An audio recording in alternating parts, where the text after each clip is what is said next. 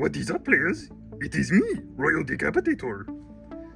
Welcome to my video about me, Royal Decapitator.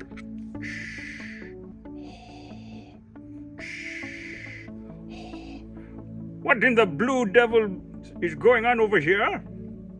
It is me, Royal Decapitator. I am making a video. Wait, who let the door open? I am a flesh eater quartz model, and I am very handsome. Royal Decapitator! Oh, Igor! Cousin Igor! What are you doing in the studio? I'm making a video. Well, come, let me introduce you to the gang.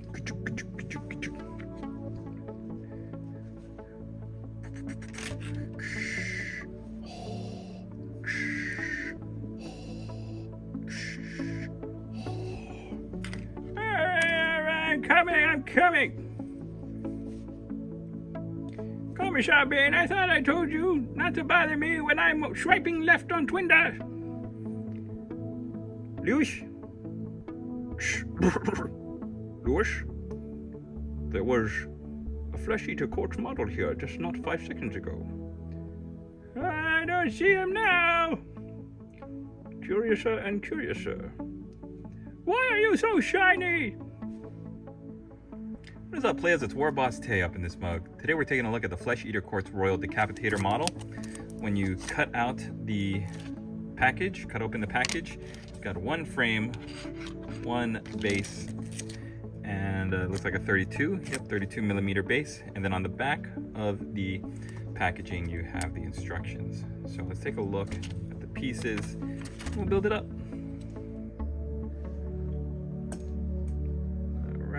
This looks like the back of the frame. Oh, look at that face. That's terrific. Yeah, interesting aesthetic. Oh, you got two options here for the face. You can either do one with the hood, which I think is more interesting, more thematic, and then you've got that other one there. I don't think there's any other variation. Yep, the only variation you can do is the head. I don't know if you would need to have two of these, but one with the hood and one without the hood might be fun to build. If not, you've got another head, which I noticed that the Flesh Eater Quartz have a lot of extra heads in the Crypt Guard kit, especially the older kit with just the flesh ghouls.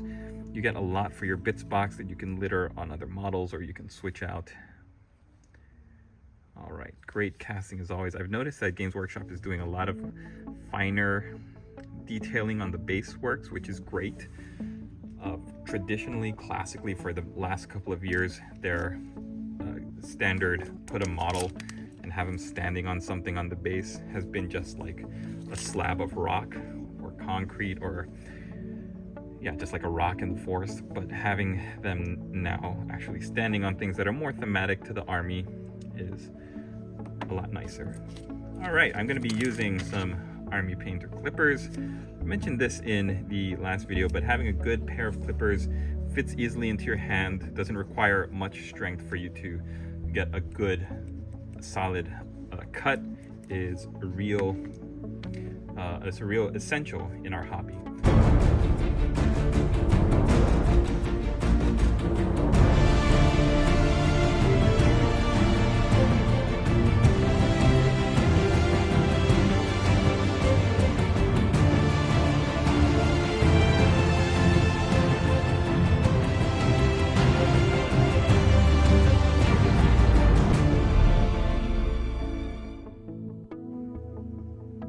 Alright, players, that was a quick and fun build. I'm sorry I had to cut the camera. The lady boss was calling me. I had to step away.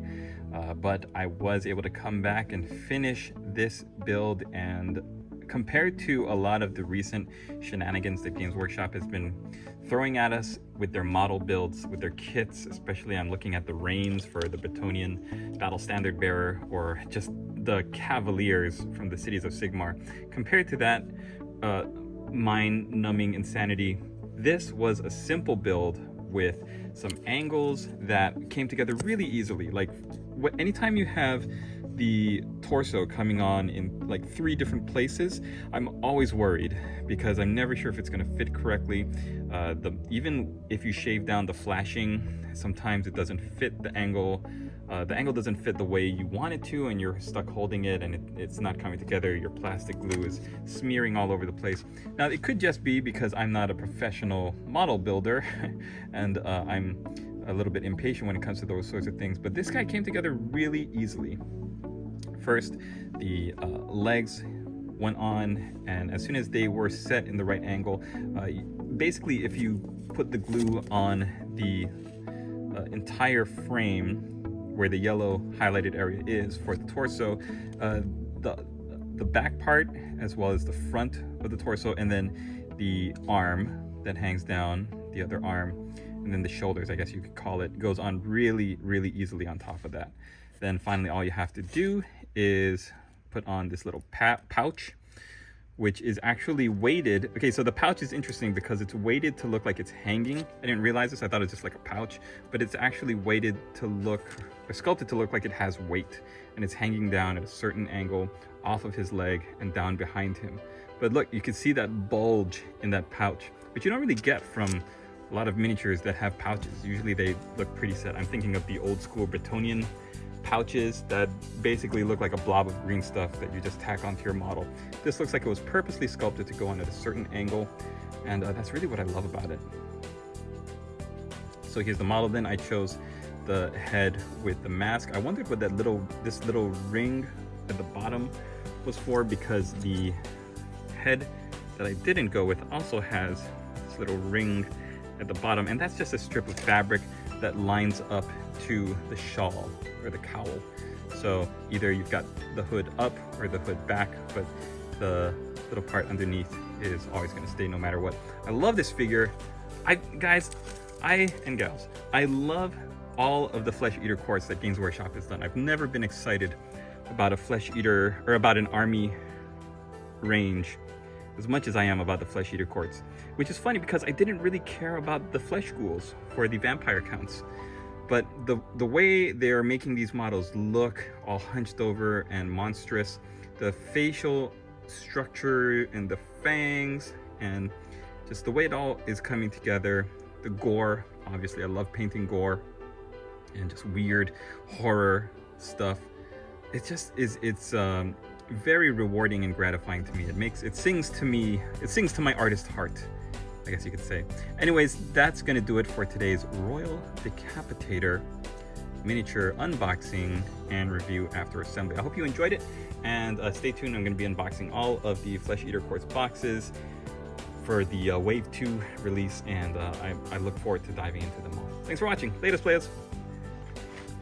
I literally just pulled down my Igor Lewis and Commissar Bane models to do the skit at the beginning of the video, and Commissar Bane slipped out of my fingers and fell into my dirty paint water. Oh my God.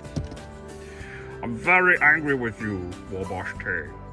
I do not care to go swimming in my full Commissar gear.